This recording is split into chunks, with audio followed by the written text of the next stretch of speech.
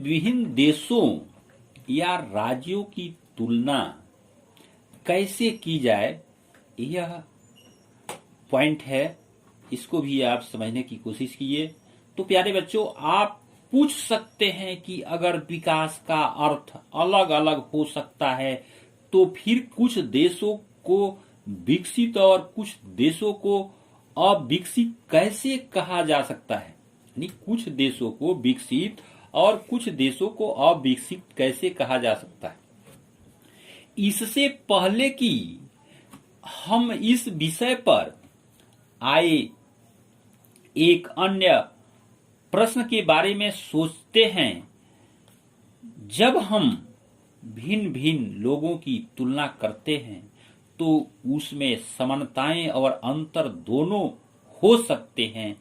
हम इनकी तुलना करने के लिए किन पहलुओं का प्रयोग कर सकते हैं, कैसे उपाय सुझा सकते हैं। कक्षा में विद्यार्थियों को ही देखते हैं तो हम यह विभिन्न विद्यार्थियों की तुलना कैसे करते हैं। उनमें ऊंचाई, स्वास्थ्य, प्रतिभा और रुचि के अनुसार अंतर अलग अलग हो सकते हैं। सबसे यानी अंतर क्या होगा, अलग अलग हो सकता है। सबसे स्वस्थ विद्यार्थी सबसे पढ़ाकू विद्यार्थी न हो, सबसे बुद्धिमान विद्यार्थी हो सकता है। मित्रता व्यवहार न रखता हो तो हम विद्यार्थियों की तुलना कैसे करते हैं। हम जो मापदंड प्रयोग करेंगे वह तुलना के उद्देश्य पर निर्भर करेगा। नहीं, हम जो मापदंड प्रयोग करेंगे वह तुलना के आधार पर जो है निर्भर करेगा। खेलकूद टीम, वाद विवाद टीम, संगीत टीम या पिकनिक के लिए टीम, सबके चयन के लिए अलग अलग मापदंड होंगे। फिर भी अगर हमें किसी उद्देश्य से कक्षा के विद्यार्थियों की सर्वांगीण प्रगति के बारे में मानक चाहिए तो हम कैसे चुनेंगे। यह सामान्यतया हम व्यक्तियों की एक या दो महत्वपूर्ण विशिष्टताएं, यानी जो विशिष्टताएं होती है, लेकर उनके आधार पर तुलना करते हैं। तुलना के लिए क्या महत्वपूर्ण विशिष्टताएं चुनी जाए, इस पर मतभेद हो सकते हैं। विद्यार्थियों का मित्रतापूर्ण व्यवहार और सहयोग भावना, उनकी रचनात्मकता या उसके द्वारा प्राप्त अंक, यही सब बात विकास पर भी लागू होती है। देशों की तुलना करने के लिए उनकी आय सबसे महत्वपूर्ण विशिष्टता होती है। अगर हम किसी देश की तुलना करते हैं, देशों की तुलना करते हैं देशों से, तो उसकी आय जो होती है सबसे महत्वपूर्ण विशिष्टता होती है, विशेषता होती है, ये समझी जाती है। जिन देशों की आय अधिक है उन्हें कम आय वाले देशों से अधिक विकसित समझा जाता है। यानी जिन देशों की आय अधिक होती है उन्हें कम आय वाले देशों से अधिक विकसित समझा जाता है। यह इस समझ पर आधारित है कि अधिक आय का अर्थ है मानवीय आवश्यकताओं की सभी वस्तुओं का अधिक होना, जो भी लोगों को पसंद है और जो उनके पास होना चाहिए, वे उन सभी वस्तुओं को अधिक आय के द्वारा प्राप्त कर पाएंगे, यानी उनको मिल पाएगा। इसीलिए ज्यादा आय अपने आप में एक महत्वपूर्ण लक्ष्य समझा जाता है।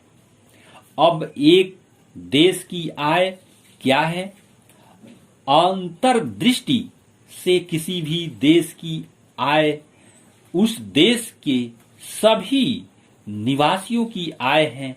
इसमें से हमें देश की कुल आय ज्ञात होती है, लेकिन देशों के बीच तुलना करने के लिए कुल आय इतना उपयुक्त माप नहीं है, क्योंकि देशों की जनसंख्या अलग अलग होती है। यानी किसी देश की जनसंख्या कम होती है, किसी देश की जनसंख्या अधिक होती है।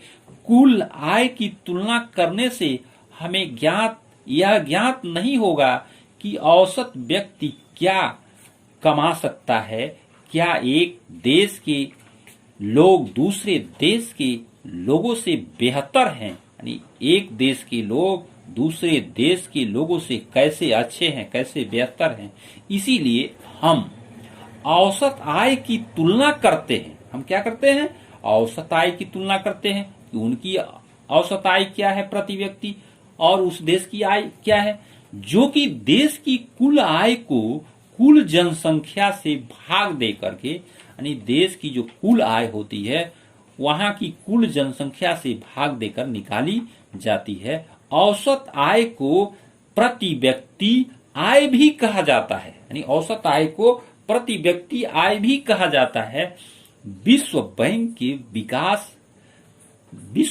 की विश्व विकास रिपोर्ट के अनुसार देशों का वर्गीकरण करने में इस मापदंड का प्रयोग किया गया है।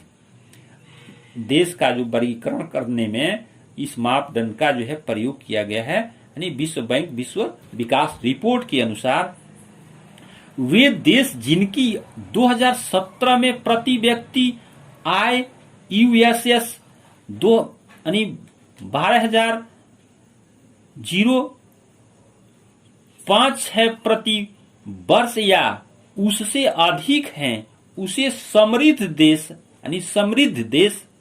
और वे देश जिनकी प्रति व्यक्ति आय यूएसएस 995 प्रति वर्ष है या उससे कम है, उन्हें निम्न आय वाला देश कहा गया।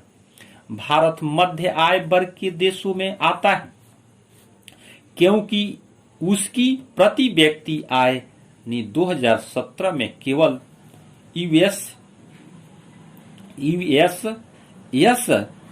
यानी 1820 प्रति वर्ष थी।